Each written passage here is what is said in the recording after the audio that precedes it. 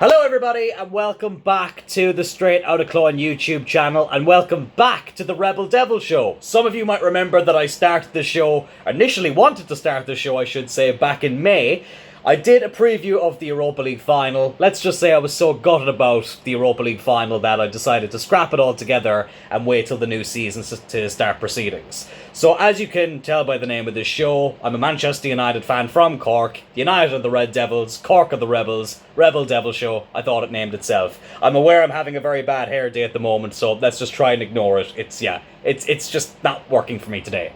But what I'm going to do is, instead of doing a full match review after the game, if I can watch the game live, then I'll do a halftime review and then do my full-time review afterwards. It's currently halftime between Manchester United and Arsenal. They're just showing Calafiori's goal there, as Arsenal are 1-0 up. But United have been playing so well. And it's such a frustrating game to be losing in that sense, because Dorgu was very unlucky, as he hit the post with a very good left-footed strike.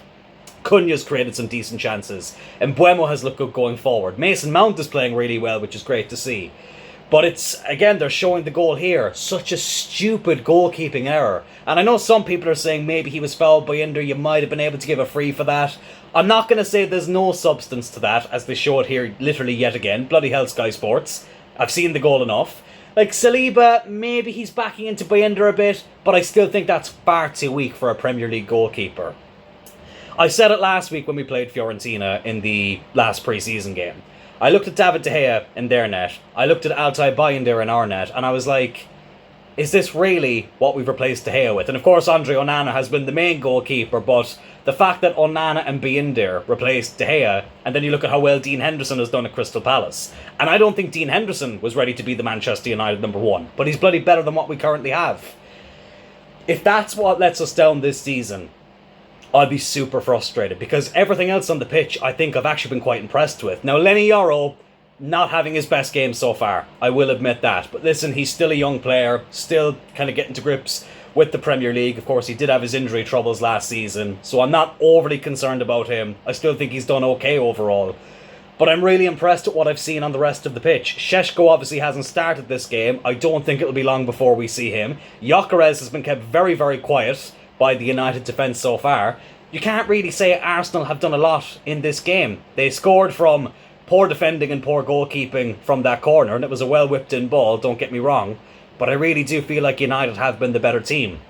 Unfortunately, in this moment in time, it's not being reflected in the scoreline, so hopefully things can improve here in the second half. I wouldn't be waiting too long to bring on Šeško. I think just get that proper striker on, because there's been plenty of times where Dalot's made that overlapping run for Mbeumo and there's been nobody in the middle. So if we get Šeško on, I do think it gives us that presence that we need up front. So hopefully United can keep this momentum going, get a quick equaliser, and who knows, maybe go on and win the game. Well, now it is full time, and that is such a frustrating second half that I have just watched.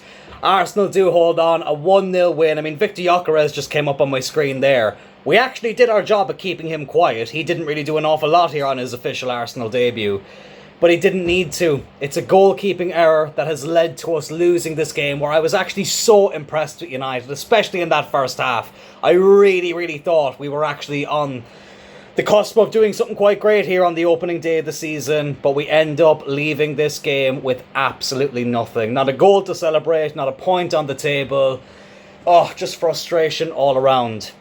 In that first half review, I talked about Altay Bayender and how he's just not good enough. Onana's not good enough. Shout out to JJ, legend of the channel, who was on to me at half time. And I'll say here what I said to JJ. I wouldn't be against playing Tom Heaton next week. I really wouldn't. I mean, Tom Heaton, of course, is coming towards the end of his career. He does pick up quite a few injuries for somebody who doesn't really play that much, but I genuinely would. Like, we already know what a calamity Andre Onana is. Bayender, I just don't feel confident with him in between the sticks. Tom Heaton, a very experienced goalkeeper. He's played plenty of Premier League games for his other teams. Why not give him a go next week and just see how it goes? I had to pause there for a second. I could feel his knees coming and it was really annoying me. My apologies. But anyways, look, there's a lot of positives to take from that game. I thought De Ligt was absolutely fantastic defensively. He really was. Lenny Yoro was a little bit shaky, but again, he's a young player. I'm not going to get overly concerned. He wasn't terrible. I just thought some of his decision-making was a little bit questionable. Luke Shaw, listen, Luke Shaw can have some fantastic games, but you always just feel like he's an injury waiting to happen. The further you go up the pitch, Dorgo, I thought, had a really impressive first half. A little bit quiet there in the second half. Ahmad came on and did really well. My only concern there was that there was one stage in the game where you had Ahmad, Mbeumo and Dorgu all on that right-hand side. I can't remember if it was a corner or a free kick. I need to turn this screen off because it's just Arsenal celebrating and it's annoying me. And it was, Dorgu, Mbeumo and Ahmad. And not one of them wanted to cross with their right foot. So I really do think United need another right-footed player on that side. I mean, Bruno does like to wander out wide from time to time, but I just feel like we're missing that kind of cutting-edge cross on that right-hand side at times. Šeško did come on, and it's so typical. We bring on this man-mountain of a striker, and I felt like we just were not creating the chances we did in the first half, which is super frustrating. Ugarte came on, lads. I mean, I was really happy when we signed him last season. I was. I mean, he took a stupid shot there when there was only a few minutes to go. He was giving away fouls as soon as he came on. I don't want to shit on any United player because I'm actually quite impressed. I'm disappointed because I feel like we deserve something from that game, which is a nice feeling because last season I got numb to these terrible performances to the point where I couldn't even get angry about it. But now I'm angry because I actually thought we played well and just didn't get the result that we probably should have gotten. But with Ugarte, I just don't see a future for him at United. I just don't think he's good enough. And it's a shame because, as I say, I was excited when we brought him in, but I just don't think he's good enough. It is abruptly clear to me, and I think to everybody who supports Manchester United and anybody who just, watches football, United need another midfielder and we desperately need another goalkeeper. We really, really do. I mean, in my Premier League predictions, my season predictions, I don't know if it was just the excitement of the new season. I predicted us to come 5th. I genuinely think that's the best United could do. And I did say I was going with my heart more than my head.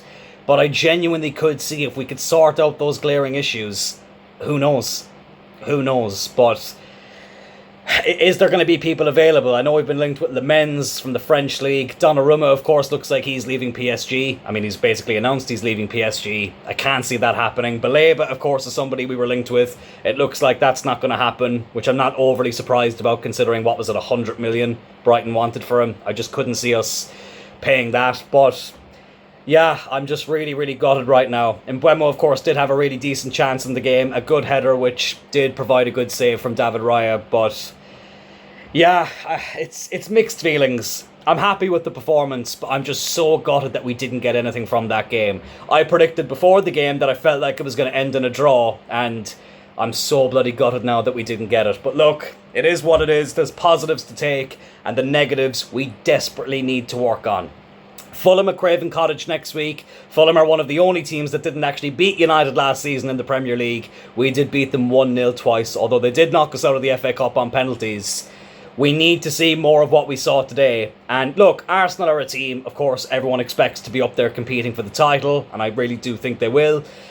Listen, not that I want Arsenal to win the league because I like Arsenal, but if it stops Liverpool or Man City from winning it, then I bloody hope this 3 points is going to go towards an Arsenal title win for that reason. But if we can take the positives from today, bring that into next week, I would start Šeško, because if he was on in that first half and we were creating those chances, I think we could have been 1 or 2 up at half time. I really do. So hopefully we can have that sorted. Do I expect to have another goalkeeper playing for Manchester United next weekend?